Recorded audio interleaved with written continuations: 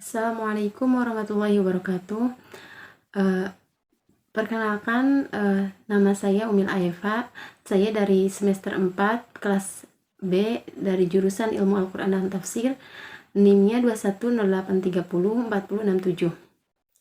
Oke teman-teman semuanya, saya ini mau mereview tentang Quran yang biasa saya pakai setiap hari.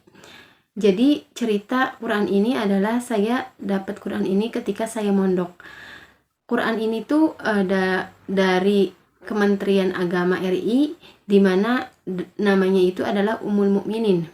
Quran ini sendiri saya beli pada waktu itu pada harganya 45.000. Dari Quran yang biasa saya pakai ini, saya akan mereview tentang aspek struktural dari Quran ini. Yang pertama adalah manzil. Manzil dalam Quran yang saya pakai setiap hari ini, yaitu ada manzilnya dan sesuai dalam Mushaf Standar Indonesia atau MSI. Kemudian setelah manzil kita buka ke juz. Dan kita lihat di juz 7 itu di pas ayat 83, yakni surat Al-Maidah.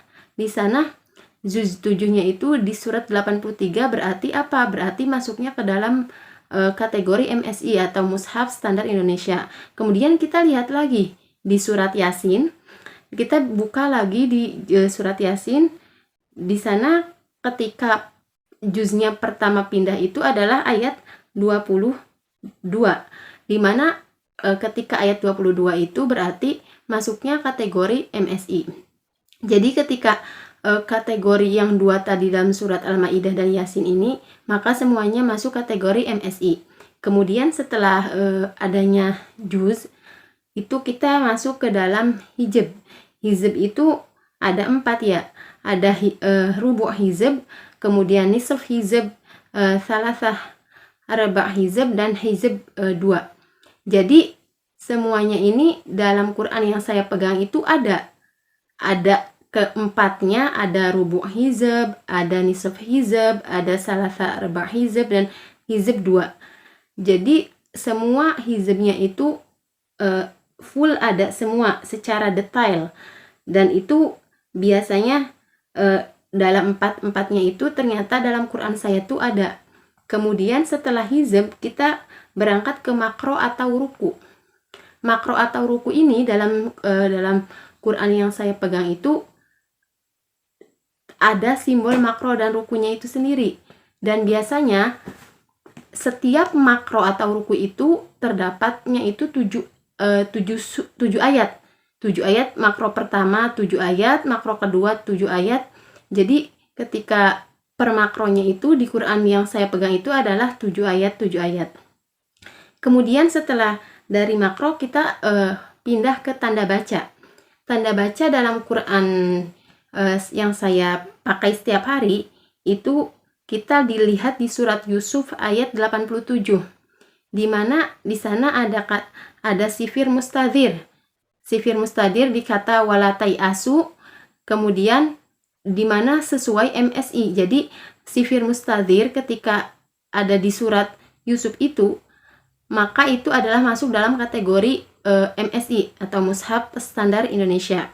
Kemudian kita lihat lagi di surat Al-Anbiya ayat 26, di mana di sana ada fathah qoimah, dan fathah qoimahnya itu ini sesuai dengan MSI karena fathah qoimah ini di lafad subhanah ya.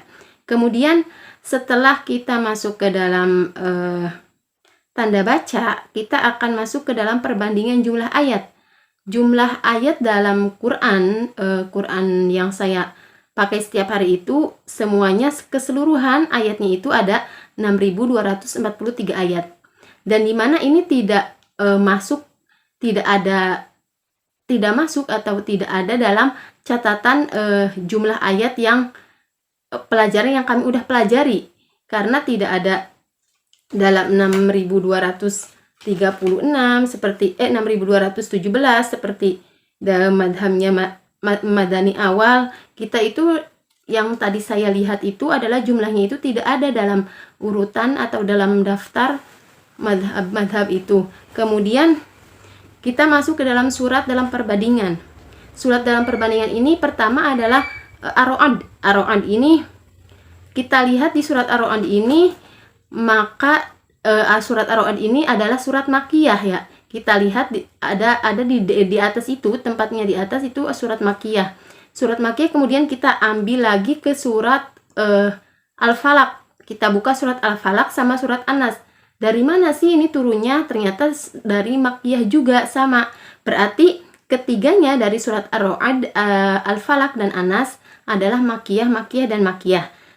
Ternyata apa? Ketika dilihat tidak ada dalam pilihan yang sudah kami pelajari materinya. Dan Quran ini tidak termasuk MSI, tidak termasuk Madinah, Turki ataupun Libya ya.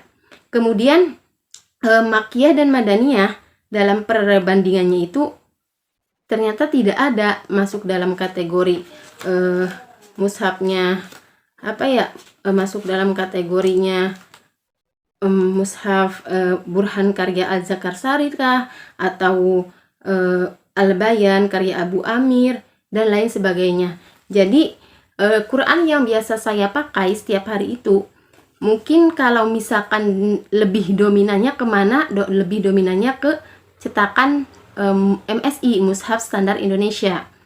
Akan tetapi kan setiap produk itu ada kelebihan dan kekurangannya. Mungkin di Quran yang saya pegang ini kekurangannya itu ya tadi perbandingan jumlah ayatnya tidak ada dalam urutan yang materi yang telah kami pelajari. Kemudian suratnya juga, surat dalam perbandingannya tidak ada ya, tidak masuk dalam kategori madhabnya siapa atau madani awal apakah yang lainnya. Kemudian kalau misalkan kita pikir rekomendasi Quran ini tuh untuk siapa sih? Rekomendasinya untuk masyarakat umum, tapi kebanyakan juga bisa untuk para penghafal Quran. Karena apa? Karena setiap dari ayat ini adalah ayat pojok, jadi memudahkan para penghafal Quran untuk menghafalkan ayat per ayatnya dari Quran itu sendiri. Sekian dari saya, kurang lebihnya mohon maaf, semoga bermanfaat. Wassalamualaikum warahmatullahi wabarakatuh.